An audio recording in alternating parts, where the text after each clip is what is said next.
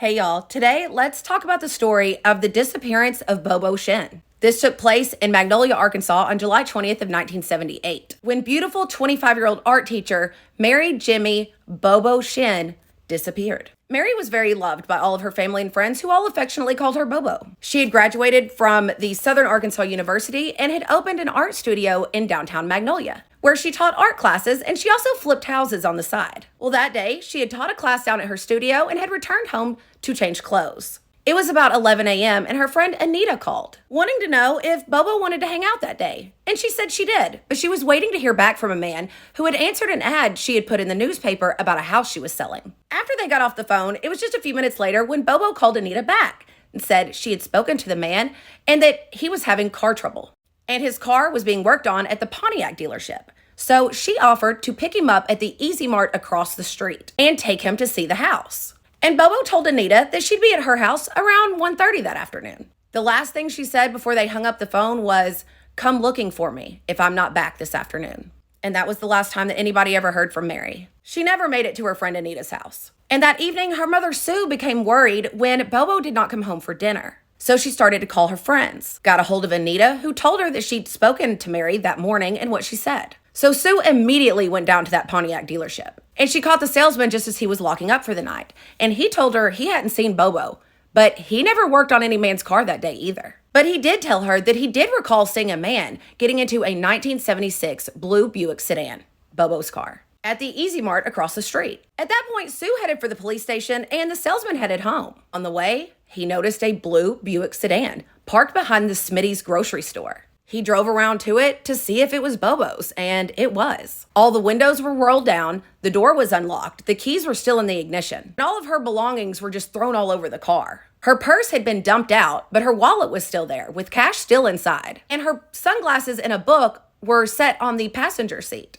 Her white tennis shoes were wedged underneath the brake pedal, still tied. The only thing that seemed to be missing was her address book, and it was probably taken because it had this potential buyer's information still inside. It was also noted that there were deep scratches on the left rear fender of the car. And there were bits of grass and hay on the driver's side floorboard, which looked as if it had been broken off when the door was shut, suggesting that the car may have been off-road at some point. Police interviewed many witnesses. The cashier at Easy Mart told the police that around 11 a.m. that morning, a man came in asking for change to use the payphone. He was described as a white male, mid-20s, 5'8", about 185 to 200 pounds. And he walked lazy-like. And after a picture of Bobo's car was printed in the newspaper, another witness came forward. He said he'd been baling hay out on Highway 32 the day of the disappearance, and around noon, he'd seen a blue car swerving from side to side along the road, and that it appeared as if the couple inside were struggling.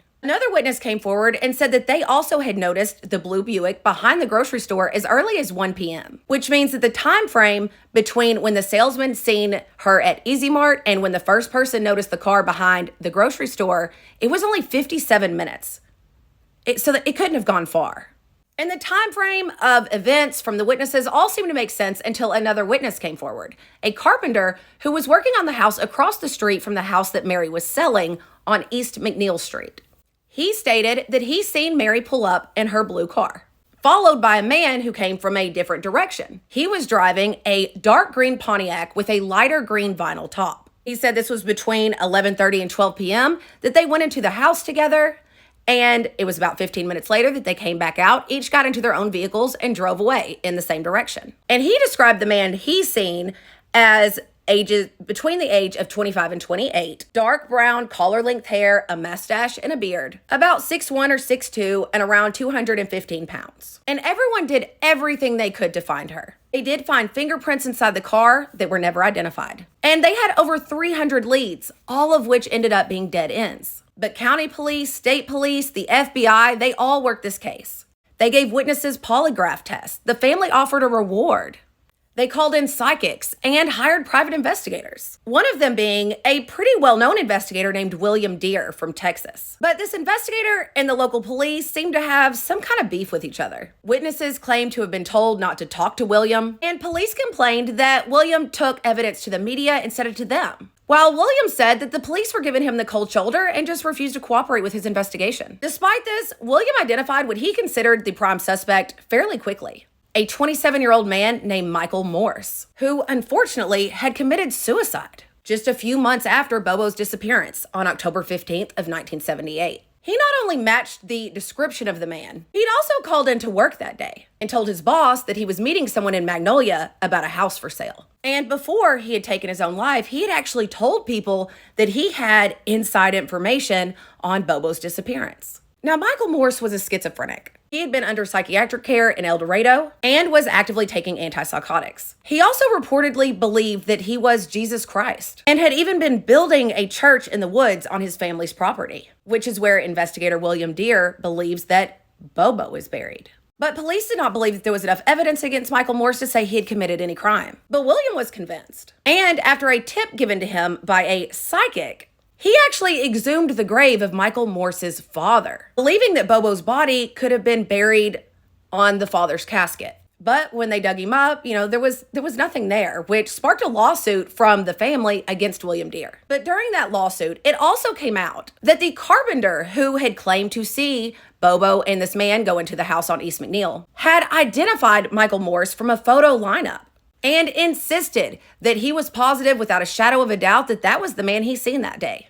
But this was dismissed by police, who did not believe he could accurately ID someone that he had only seen in passing over a year before. It also came out that in 1979, before his suicide, the police had actually spoken to Michael Morse, but not to question him, but because he had made, quote, a vicious phone call to Gresham Shinn, that's Bobo's father, because he was bothered by the investigators looking into Miss Shinn's disappearance.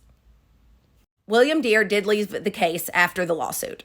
But when interviewed later, he did state that he still believes that Mary's body is somewhere in the woods near that church where Michael Morse was building it.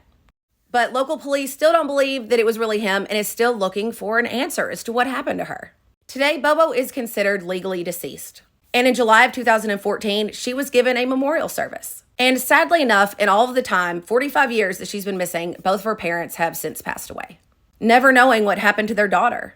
But after the memorial, she was given a headstone and it was placed in the Magnolia Cemetery beside her parents. This case is still considered open, and Sheriff Lowe of the Columbia County Sheriff Department, who have worked this case for over 40 years, says that he'll never give up looking for her because someone somewhere must know or remember what happened to Bobo Shinn. As you can imagine, her disappearance was extremely hard on the family. Her sister once said in an interview that her mother would not leave the house for years unless there was someone there to answer the phone just in case Bobo called.